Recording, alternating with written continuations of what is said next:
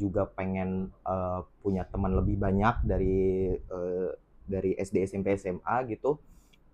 Jadinya ya aku mencoba untuk gimana caranya aku bisa berteman dengan semua orang.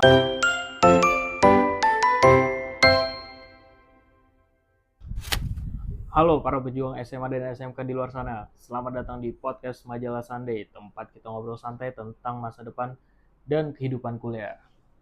Gue Kristo, suara dari Majalah Sunday yang bakal nemenin kalian di segmen bekal masuk kampus. Nah, gue di sini nggak sendirian nih, karena kita kedatangan narasumber yang sangat spesial, yang berawal dari mondok sekarang masuk ke kampus.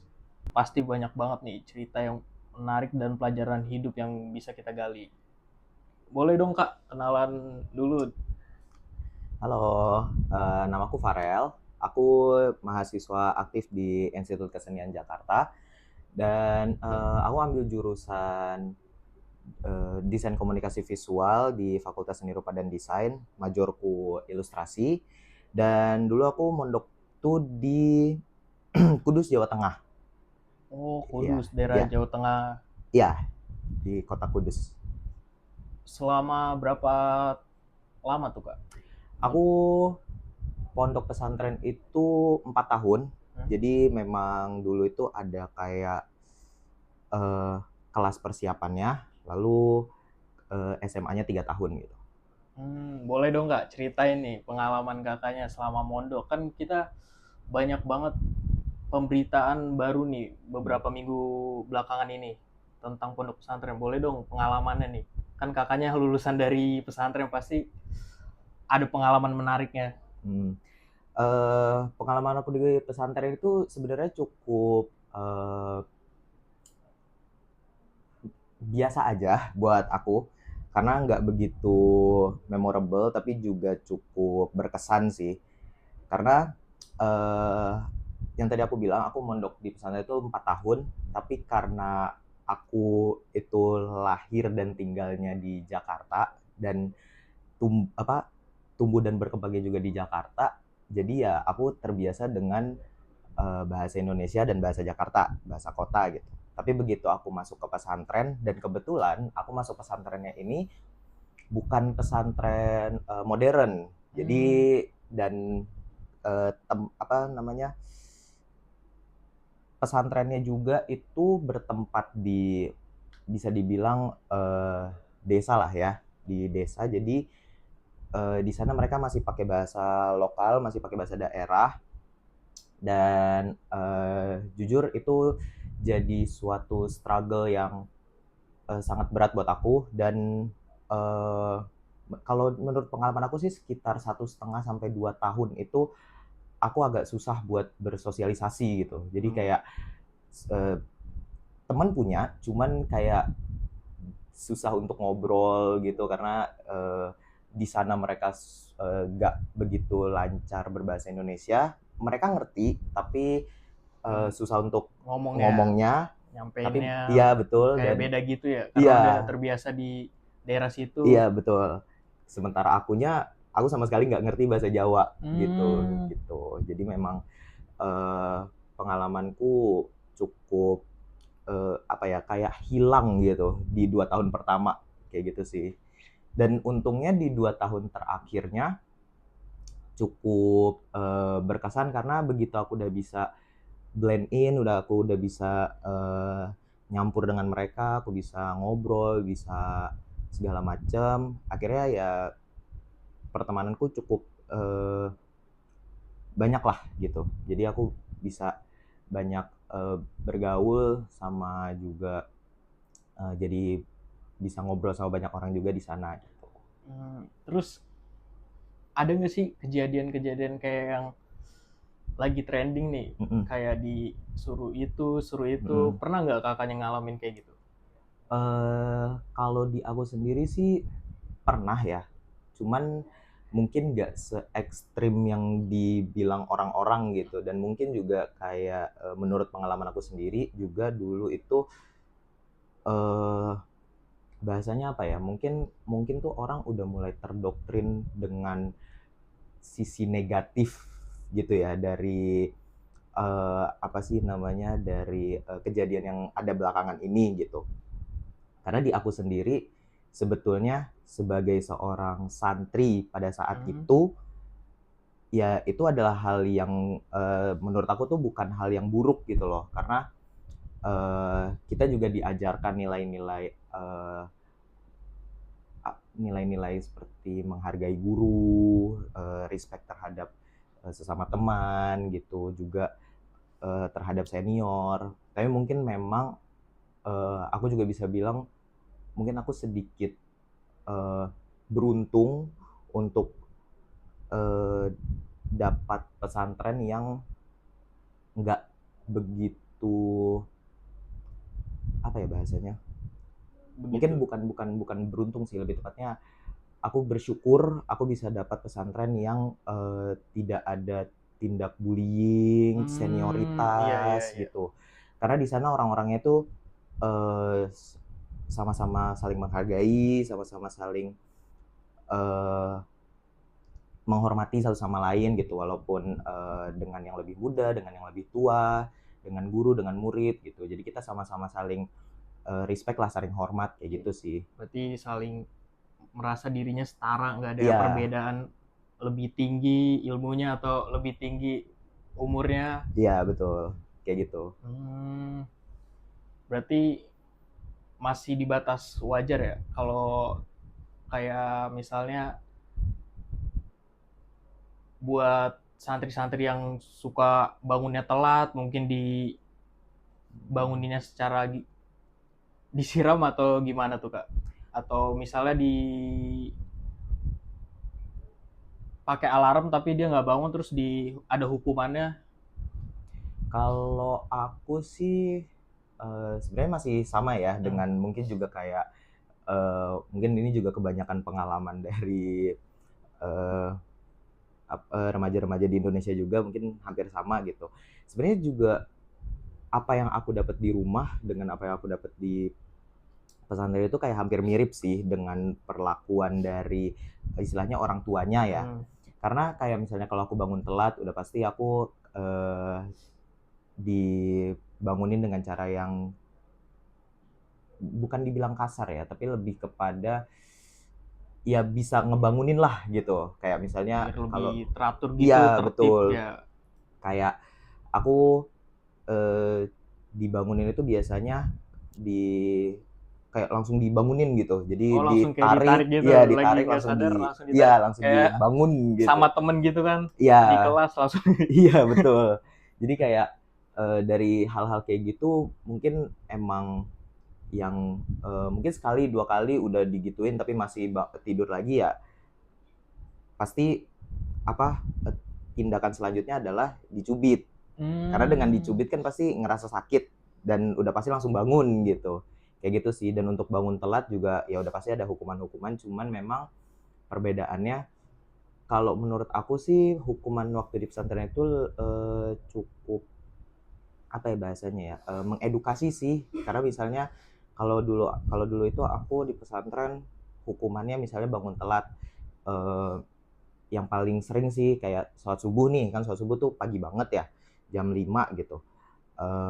Aku disuruh bangun, misalnya bangunnya telat, jam setengah 6 misalnya baru bangun, orang udah pada selesai sholat, udah pada selesai sholat jamaah, itu pasti aku dihukumnya eh, ya tadarusan. Jadi aku harus baca Al-Quran tapi sambil berdiri di Oh, tengah-tengah kerumunan kerumunan yang pada santri-santri lain. tadarus lain, iya gitu. Oh. Jadi kan itu juga bisa, apa ya bahasanya, eh, selain memberikan hukuman dan memberikan jerahnya tuh karena malu, tapi juga nggak apa ya bahasanya, hukumannya tuh nggak yang ke fisik gitu loh, dan bukan hal Hmm. yang menyakiti kayak gitu Masih sih. emang kayak masih kayak di sekolah gitu kan, kalau Iya, kita disuruh hormat di bendera, kalau ini bedanya baca apa tadi, baca Al-Quran. Al-Quran sambil Mm-mm. berdiri. Iya betul, Masih di batas wajar lah ya. iya gitu.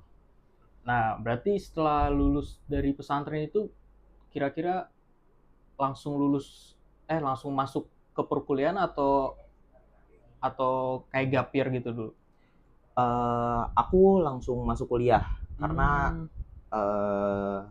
jadi karena aku juga udah telat 1 tahun. Yang tadi aku bilang aku kan masuk pesantren itu waktu SMA doang, dan seharusnya normalnya kan SMA itu cuma 3 tahun, sementara aku pesantrennya 4 tahun gitu karena ada kelas persiapannya. Jadi aku udah telat tuh setahun. Awalnya memang mau ngincer banget ke negeri, cuman aku bilang ke orang tuaku kalau terlalu ngincer negeri tuh aku nggak mau telat lagi gitu. Jadi aku maunya langsung kuliah aja. Dan Karena belajarnya juga harus ekstra ya. iya, Kan pembelajaran di pesantren kan beda sama SMA atau SMK. iya betul betul gitu. Jadi aku bilang ya aku mau langsung lanjut kuliah aja. Kebetulan apa namanya udah masuk nih di sini, udah terdaftar walaupun di swasta. Ya udah aku maunya di sini aja gitu. Dan untungnya diperbolehkan sama orang tua, jadinya aku langsung lanjut kuliah lagi. Gitu. Terus kenapa tuh bisa kakaknya milih Institut Kesenian Jakarta? Sebenarnya ini berawal dari hobi kali ya, dari kesukaan. Emang aku itu dari SMP, bahkan mungkin dari SD itu suka banget dengan ya dunia komik, dunia gambar, mewarnai, menggambar dan segala macam itu. Dan itu istilahnya apa ya, nge-build up passion aku di dunia kesenian gitu. Dan ya puncaknya itu di kelas 9, dan di kelas 9 itu aku discover, aku mengetahui kalau ada namanya jurusan desain komunikasi visual DKV. Dan itu nggak seni banget, maksudnya gimana ya, bukan bukan bukan kayak Seni seni murni gitu. tapi lebih modern aja, Iya lebih ke betul. modern, ke digital ya. Iya betul. Jadi aku dari situ udah langsung, oh aku mau banget nih masuk ke DKV. Akhirnya memang sih karena ya DKV dan dunia seni itu kan sebenarnya punya apa ya, latar belakang atau punya stigma yang cukup buruk kan di masyarakat. Awalnya memang ada sedikit perdebatan sama orang tua, cuman eh, karena aku juga di pesantren dan istilahnya aku punya ilmu-ilmu yang cukup lah untuk aku pegang, dan aku bilang ke orang tua aku kalau aku bisa tetap menjalani ya apa yang aku dapat di pesantren walaupun aku masuk ke dunia kesenian gitu. Akhirnya orang tua ngebolehin. Setuju. Iya gitu. Berarti milih jurusannya itu kemauan sendiri. Iya betul. Nggak ada paksaan dari orang tua ya. Iya Kayak betul. banyak-banyak mahasiswa di luar sana kan kebanyakan kemauan orang tua. Jadi kita salah jurusan ngambilnya. Ya benar sih, aku kebetulan di keluargaku nggak ada paksaan yang gimana banget. Cuman memang dulu orang tua sih lebih ekspektasinya ke arah yang lebih jelas gitu. Karena kan di dunia kesenian atau mungkin bahkan di kafe itu kan dulu waktu aku baru-baru awal masuk itu kayak masih belum jelas gitu. Ini nanti mau kemana, mau ngapain, kerjanya jadi apa gitu kan. Dan itu juga mungkin struggle dari mahasiswa seni kebanyakan sih kayak gitu. Kayak gitu. Terus kan dunia pesantren sama kampus tuh sangat jauh berbeda ya. Apa sih tantangan terbesar kakaknya nih waktu pertama kali masuk ke dunia kampus?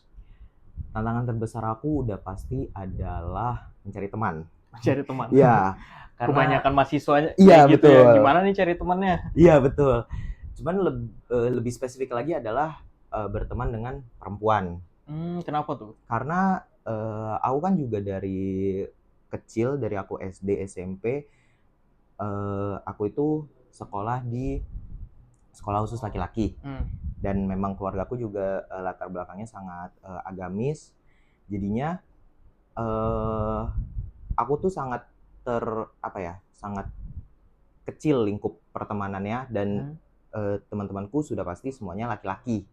Jadi begitu masuk ke dunia perkuliahan, yang dimana aku juga pengen punya teman lebih banyak dari SD, SMP, SMA gitu.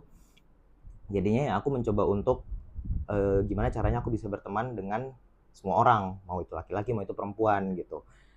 Tapi ternyata memang nggak semudah itu gitu. Karena ya cara pendekatan berteman dengan laki-laki sama pendekatan dengan cara berteman dengan perempuan itu kan udah pasti berbeda Beda kan. banget. Dan itu jadi tantangan terbesar aku sih, apalagi ya kayak istilahnya aku berapa tahun tuh SD, SMP, SMA itu kan cuman di lingkungan laki-laki doang, terus Oh, berarti tiba-tiba dari SD sekolahnya juga iya, laki-laki? mm-mm, Oh, gitu. nggak ada perempuannya sama sekali. Nggak ada di sekolah aku, nggak ada. Walaupun misalnya kayak sekolah itu kelasnya khusus laki-laki, terus kelasnya khusus perempuan, Oh, nggak. atau emang bener-bener Emang sekolah bener-bener itu? satu gedung laki-laki semua. Mungkin ada kalau guru mungkin ada yang perempuan. Cuman untuk siswanya semuanya satu gedung itu laki-laki. Baru Gitu. denger juga sih Oh, oke. kayak gitu. Iya. Biasanya saya dengernya khusus laki-laki, misalnya kelas A itu khusus Mm-mm. laki-laki untuk kayak misalnya jurusan TKR atau Hmm. yang lain-lain lah. Nah, kelas B-nya perempuan. Kalau ini Hmm. khusus laki-laki Iya, semua. bener-bener satu gedung itu khusus laki-laki gitu. Ada juga sekolah perempuannya, maksudnya dengan yayasan yang sama, tapi gedungnya dipisah. Gedungnya Hmm, dibedain kayak gitu. Dan itu juga lumayan jauh tempatnya kayak gitu. Jadi ya gitu sih, tantangan terbesar aku adalah mencari teman udah pasti, dan spesifik lagi adalah teman perempuan teman gitu. perempuan. Tapi sekarang Iya. udah dapat teman perempuannya. Iya, udah bisa berteman lah dengan banyak orang. Oke. Iya. Udah mudah lah ya. Karena Iya, udah adaptasi juga iya beberapa betul. semester di sana. Iya, betul. Terus apa sih nilai-nilai yang diajarkan pesantren yang masih kakak pegang nih selama menjadi mahasiswa? Nilai-nilai pesantren sih yang aku masih pegang udah pasti yang paling masuk ya di aku itu adalah eh, apa ya? Kayak prinsip hidup, terus hukum-hukum di agama Islam, sama eh ya nilai-nilai ibadahnya. Itu yang Hmm, masih eh ini sih masih melekat gitu di aku kayak gitu. berarti masih menjaga nilai-nilai yang diajarkan dari pesantren, Iya, masih dipegang kuat atau mungkin ada mulai ya goyah? iya mungkin ada sedikit ya lebih kepada kadang lupa, kadang ini, dan namanya juga begitu masuk perkuliahan banyak hal-hal yang eh, mencoba hal baru, jadinya kayak ya mungkin nggak apa-apa lah mencoba Oh, sekali gitu. nggak ada salahnya juga, Iya, masih muda juga kan. iya betul, kayak gitu sih. Hmm. Terus kan dunia pesantren sama kuliahan jauh banget tuh bedanya ya. Hmm. Pergaulannya kan bebas terus beragam. Gimana sih kakaknya tetap menjaga prinsip-prinsip dari pesantren itu? Apakah mulai ikut ke bawah arus atau masih tetap Hmm. berpegang dengan yang diajarkan selama di pesantren? Eh, kalau itu sih balik lagi ke pribadi ya. Jadi kalau aku sendiri sih kayak eh, aku mencoba untuk tetap stay dengan apa yang aku percaya, walaupun memang ada beberapa hal ya balik lagi kayak ilmu-ilmu yang udah aku dapat dari pesantren itu aku coba dipikir ulang lagi kalau misalnya memang apakah ini bisa aku lakukan sekali dua kali gitu. Kalau misalnya tidak, ya aku nggak akan mau coba sama sekali gitu. Jadi benar-benar aku mencoba untuk tetap nggak jauh dengan teman-teman. Jadi maksudnya aku tetap ikut mereka, tapi bisa iya aku tetap menjaga ini aku sendiri gitu. nggak ikut. Nah, terus ada nggak sih tips nih buat adik-adik SMA dan SMK di luar sana atau yang baru lulus dari pesantren nih, yang mau masuk kuliah, apa sih tipsnya Kak buat adik? Tipsnya sih udah tips ya, sebentar. Oke, mungkin kalau tips dari aku bergaul itu secukupnya aja, dan jangan terlalu kalau orang-orang sekarang itu bilangnya FOMO, jangan terlalu takut untuk nggak bisa ngikutin orang lain, karena balik lagi di akhir kamu ya yang bisa percaya diri kamu adalah kamu, yang bisa kamu andelin dari semua orang adalah kamu sendiri gitu. Jadi jangan terlalu terbawa orang, karena juga aku sering banget denger orang itu kayak misalnya diajak hal negatif, tapi begitu dia kecelakaan teman-temannya nggak ada yang mau bantuin gitu kan. Jadi ya tetap kamu percaya pada diri kamu sendiri, jangan terlalu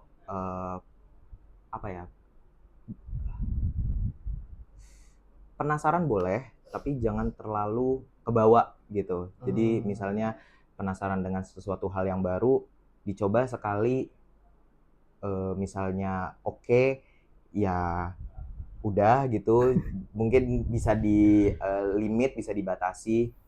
Tapi misalnya kamu ngerasa itu hal yang merugikan, sebaiknya ya di stop gitu. Gitu sih. Udah pasti ya tips pertama adalah ya bergaulnya secukupnya. Terus misalnya yang dari pesantren, mau itu pesantren modern, mau itu pesantren yang di daerah gitu ya, pesantren kalau di kita itu misalnya nyebutnya pesantren salafi, itu gimana pun nanti di luar sana ya shock culture itu udah pasti akan ada gitu. Jadi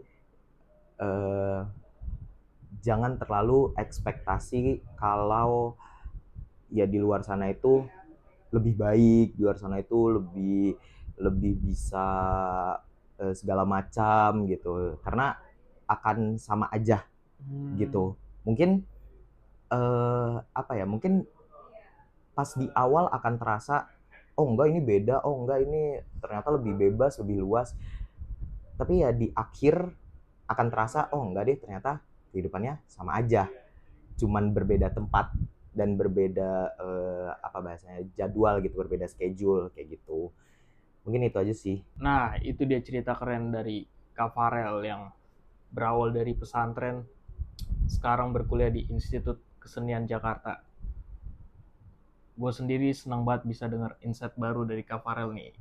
Buat Saners yang mau denger insight baru, boleh langsung follow Instagram Majalah Sunday atau TikTok Majalah Sunday.